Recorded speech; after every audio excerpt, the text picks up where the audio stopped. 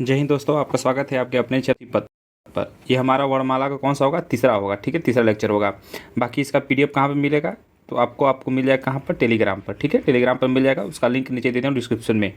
पूरा एक प्लेलिस्ट हमने बना दिया, हमारे चैनल के प्लेलिस्ट में जाएंगे तो वहाँ पर आपको मिल जाएगा। ठीक है, विनायक बैच का, और विनायक बैच में जो यूपीएसआई का चल रहा है, एक तो दीवान जी बैच चला है। ठीक है, वहाँ पर आपको प्लेलिस्ट बन जाएगा। प्लेलिस्ट को सेव कर लेंगे तो वहाँ से आपको डेली का डेली अपडेट हो जाएगा। देखिए वर्णमाला, हमने इससे पहले वाले लेक्चर में क्या देखा था, स्वर के बारे में देखा था। देखते हैं एक बार स्वर के बारे में हमने क्या क्या चीज़ें बताया था ना। स्वर का वर्गीकरण हमने बताया था, जैसे उत्पत्ति के आधार पर। ठीक है, हमने बताया था मात्रा के आधार पर स्वर कितने प्रकार के होते हैं। फिर जैसे कि मात्रा के आधार पर कितने होते हैं, 3 होते हैं, हर्ष स्वर, दीर्घ स्वर और लुप्त स्वर। इसके बाद हमने बताया था जीव के आधार पर कितने होते हैं, 3 होते हैं, ये हमने बताया था। उच्चारण के आधार पर स्वर हमने बताया था कितने होते हैं, 2 होते हैं। इसके बाद हमने बताया था मुख खुले या मुख विभुर के आधार पर स्वर कितने होते हैं, 4 होते हैं। अब हमारा क्या आ गया, व्यंजन आ गया। ठीक है, अब व्यंजन के बारे में जानते हैं। हमारा स्वर अच्छी तरह से कंप्लीट हो गया था।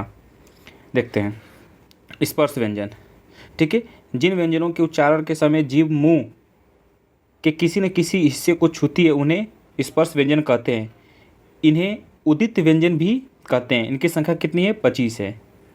तो व्यंजन स्पर्श व्यंजन की संख्या कितनी है, 25 है। ये कई बार आपसे पूछ भी सकता है। तो स्पर्श व्यंजन की संख्या कितनी है, 25 है। आगे देखते हैं। अब देखो, जो हमारा व्यंजन आता है उच्चारण के आधार पर अगर देखोगे, कंठ हो गया हमारा, तालु हो गया, मूर्धन हो गया, दंत हो गया, ओष्ठ आ गया। तो पहला हमारा कंठ आ गया ना। कंठ के आधार पर अगर देखोगे तो कौन कौन से व्यंजन आते हैं। देखो, जिन वर्णों का उच्चारण करते समय जीभ का पिछला हिस्सा हमारे कंठ को छूता है उन्हें कंठीय व्यंजन कहते हैं। जैसे कि पहला देखो, क वर्ग वाला, क ख ग घ अड़ ना, क ख ग घ अड़। इसको देखो आखिरी में हम आपको ना पूरा लिखवा देंगे ना। जैसे क ख ग घ, नवीन सर ने एक ट्रिक बताया था, अगर जो लोग पढ़े होंगे, के टी एम 2, के से क्या होगा, अभी यहाँ पे हिंट दे रहे हैं बस आपको, जैसे आखिरी में लिखवा देंगे अच्छे से, के टी एम डी ओ। के से क्या हो गया, कंठ हो गया। टी से क्या हो गया, तालव्य हो गया। एम से क्या हो गया, मूर्धा हो गया। डी से क्या हो गया, दंत हो गया। ओ से क्या हो गया, ओष्ठ हो गया। तो के वाला क्या है, क वर्ग वाला। और टी है क्या, च वर्ग वाला। एम से क्या होगा, ट वर्ग वाला। डी से क्या होगा, त वर्ग वाला। ओ से क्या होगा, प वर्ग वाला। ठीक है, आखिरी में लिखवा दूंगा। अभी अभी पहले आप डिफिनेशन इसका अच्छी तरह से जान लो। तो कंठ देख लिए, तालव्य देख लेते हैं। जिन वर्णों का उच्चारण करते समय जीभ का मध्य भाग हमारे तालु को स्पर्श करता है उन्हें तालव्य व्यंजन कहते हैं।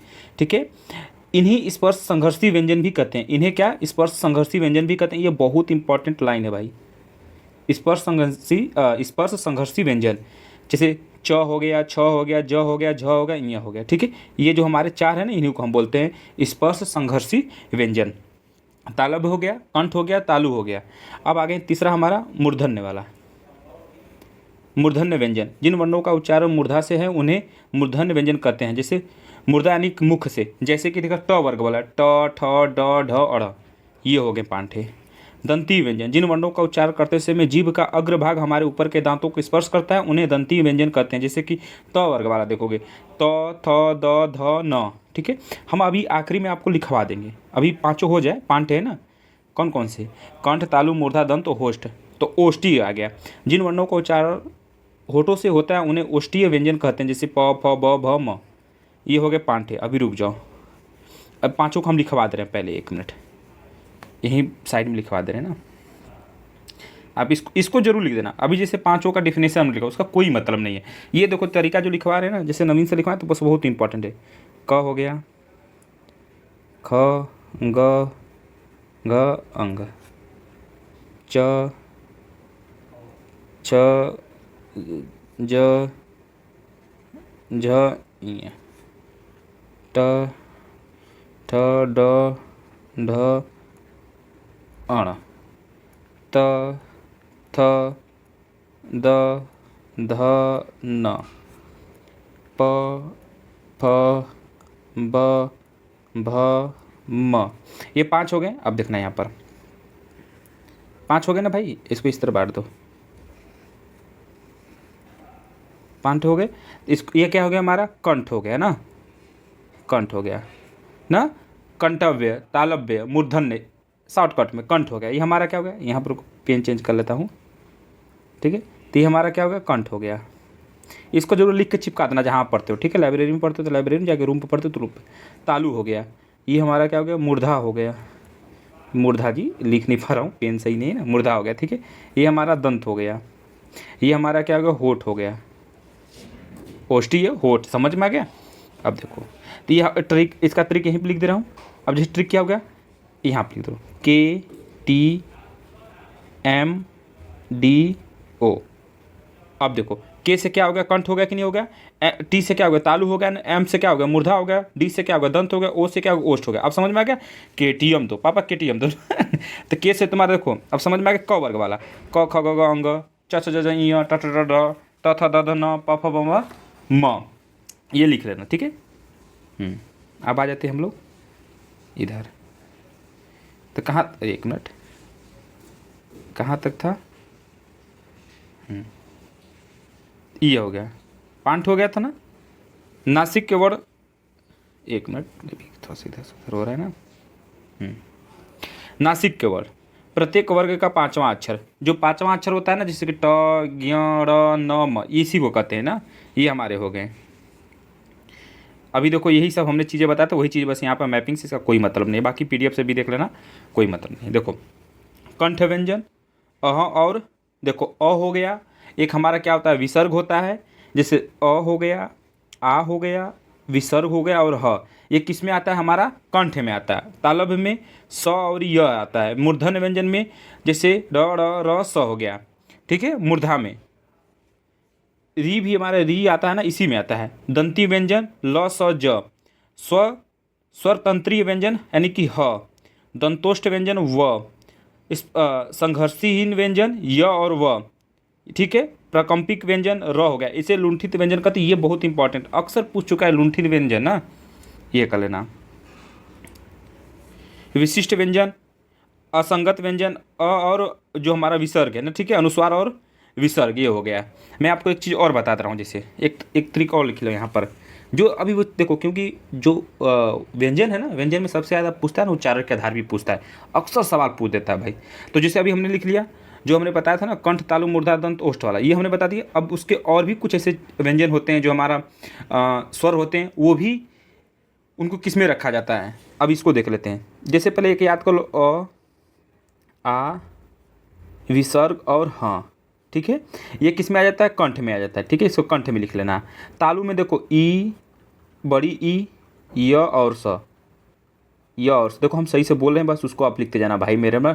ये किस में हो गया, तालु में हो गया, जितना लिखवा दे रहे हो उतना लिख लेना, बस तालु में हो गया। मूर्धा में लिख लो, मूर्धा में जैसे हो गया हमारा क्या, री, र और स, ठीक है, एक मिनट, मूर्धा में हो गया ना। ओष्ठ में देख लो, ऊ और ऊ, ये किस में आ जाता है, तो होठ यानी कि होष्ट में आ जाता है, ठीक है। दंत मैंने, हाँ दंत में, हाँ दंत मैंने लिखा, ल स और ज, ये किस में आ जाता है हमारा, तो दंत में आ जाता है।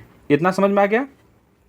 और ए जो होता है, ये किस में आ जाता है, तो हमारा कंठ तालव्य में आ जाता है। किस में, कंठ तालव्य में, तालव्य, कंठ तालव्य।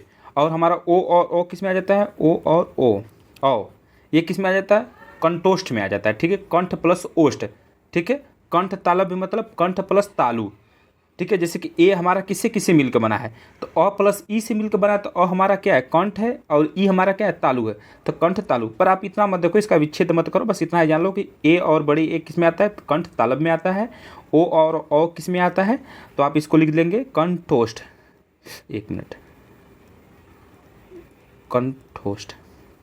समझ में आ गया मेरे भाई, इसको आप जरूर लिख लेना। राइटिंग नहीं समझ में, राइटिंग हमें पता नहीं लिख पा रहे सही से, क्योंकि पेन है, तो अब जो हम बोले बस उसको लिख लेना, बहुत इंपॉर्टेंट, इतना और ज़्यादा कुछ नहीं बता।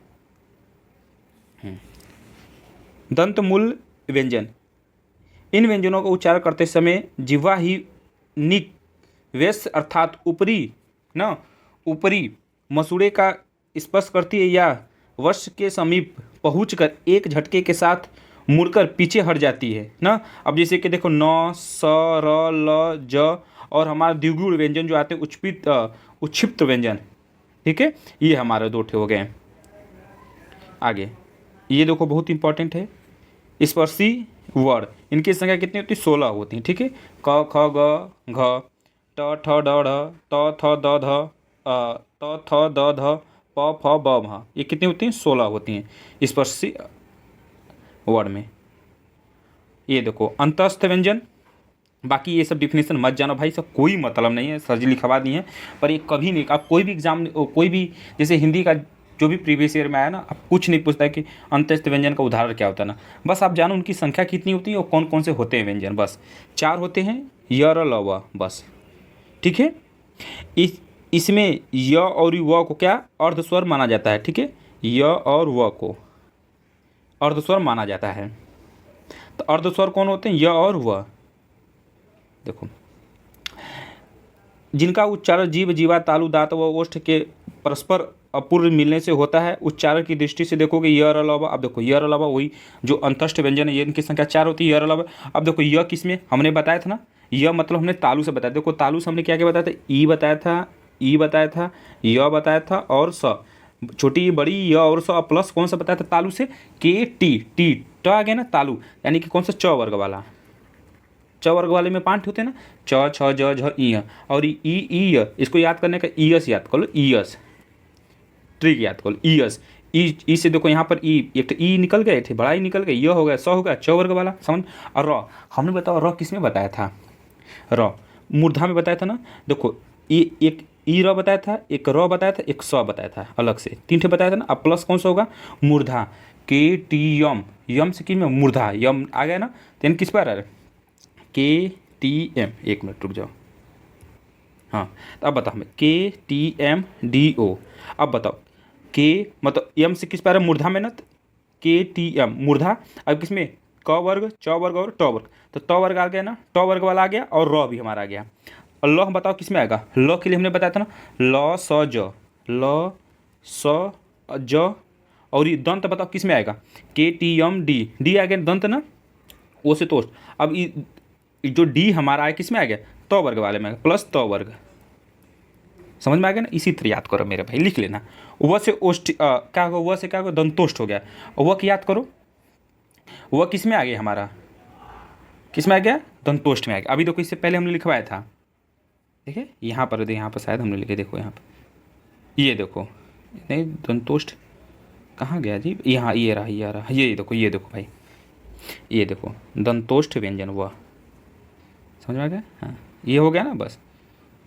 अब देखो ऊष्म व्यंजन या संघर्षी व्यंजन, ठीक है, इनकी संख्या देखो 4 होती है, बस ये याद कर लो। जिन वर्णों का उच्चारण करते समय मुख या और नाक से गर्म वायु निकलती उन्हें ऊष्म व्यंजन कहते हैं। ठीक है, अब समझ में नहीं आता, बस इनकी संख्या याद कर लो, बस इतना काफ़ी है। कितनी संख्या है, 4 होती हैं। अब देखो चारों का उच्चारण बताया गया, कोई मतलब है, देखो तीनों स हो गया और ह हो गया, तीनों स हो गया और हमारा क्या हो गया, ह हो गया, समझ में आ गया। इसे क्या कहते हैं हम लोग, सॉरी, हाँ संघर्षी व्यंजन चाहे ऊष्म व्यंजन। 1 मिनट, अब इनका देख लो। अब देखो किन की संख्या कितनी होती है, 4 होती हैं। अब बताओ कौन कौन सी इनकी संख्या हो गई, 4 हो गई। देखो यहाँ पर तीनों 100 हो गया, हमारा ह हो गया। अब तीनों 100 में हमने बताया था किसमें, 100, तीनों 100 अलग अलग होते हैं। देखो एक हमने बताया था ई य और स, देखो समय लगेगा इसमें थोड़ा बस। देखो 100 हमने बताया था ई किसमें, ई यस हमने ट्रिक बताया तालु में होता है। एक सल, ओ भाई यहाँ चल जा, एक तालु यहाँ आ गया, ठीक है, 100 मतलब तालु हो गया, यहाँ से 100 आ गया तालु। एक 100 हमने बताया देखो ट्रिक से, री र और स, ये किसमें बताया था, मूर्धा में।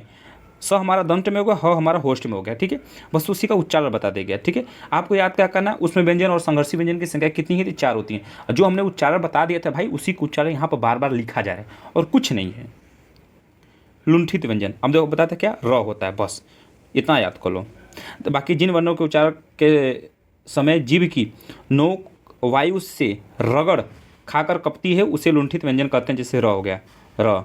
अब देखो र के भेद, र के भेद, र का सामान्य रूप क्या है, जैसे कि देखो कहाँ सामान्य रूप, राकेश हो गया, राजेंद्र हो गया, रवि हो गया, ठीक है। र का रेफ रूप, 3 रूप है, एक सामान्य रूप होता है, रेफ रूप होता है, पदेन रूप होता है। तो रेफ रूप में देखो ऊपर वाला ऐसे आ जाएगा, ऐसे, ठीक है, ऐसे ऊपर ऐसे लगा रहता है, जैसे शर्म हो गया, दुर्जन हो गया, निर्धन हो गया। र का पदेन रूप देखोगे तो ऐसे ऐसे लगा रहता है। देखो प्रकार में देखो यहाँ पर लगा ना, देखो यहाँ पर, ठीक है, क्रम में देखो, क्रम में लगा है, ठीक है।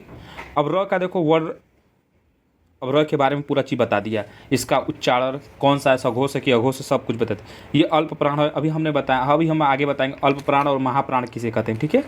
देखो यहाँ पर घोष बोलो चाहे सघोष बोलो, र उसी में आता है। लुंठित व्यंजन ध्वनि आता है, ये इंपॉर्टेंट है, अक्सर पूछता है।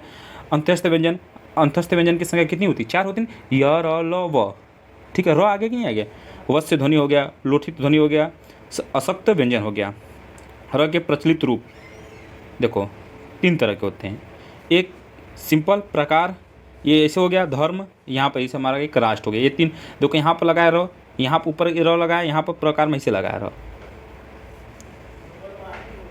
पार्श्विक व्यंजन, ठीक है, जिन व्यंजन को उच्चारण में जीभ श्वास वायु के गर्भ से खड़ी हो जाती है और श्वास वायु उसके बगल से निकल जाती है, उन्हें पार्श्विक व्यंजन कहते हैं। जैसे कि ल हो गया, तो पार्श्विक व्यंजन कौन होते हैं? ल होता है। बस इतना याद करो, बाकी डिफिनेशन से कोई मतलब नहीं, डिफिनेशन कभी नहीं पूछता, न पूछा है। हाँ, काकलवर, काकलवर में बस याद करो ह, और कुछ नहीं, ज़्यादा पहाड़ा पढ़ने की कोई जरूरत नहीं, बस इतना दिया है। अगले वाले वीडियो में क्या दिया हुआ है ना, अगले वाले वीडियो में मैं संयुक्त व्यंजन की संख्या कितनी होती है? 4 होती है। उच्चुप्त व्यंजन, ठीक है, द्वितीय व्यंजन, अयोगवा व्यंजन, आहत व्यंजन, ये सब 12 खड़ी जो होता है, अनुपात होता है, खड़ी बोली, ये सब चीज़ें अगले वाले में दिया है, उसको समझा दें। बाकी PDF से आप पढ़ लिया करो, ठीक है। PDF हमने बता दिया हो कि टेलीग्राम पर, ठीक है, उसका लिंक आपको मिल जाएगा नीचे डिस्क्रिप्शन में। जय हिंद।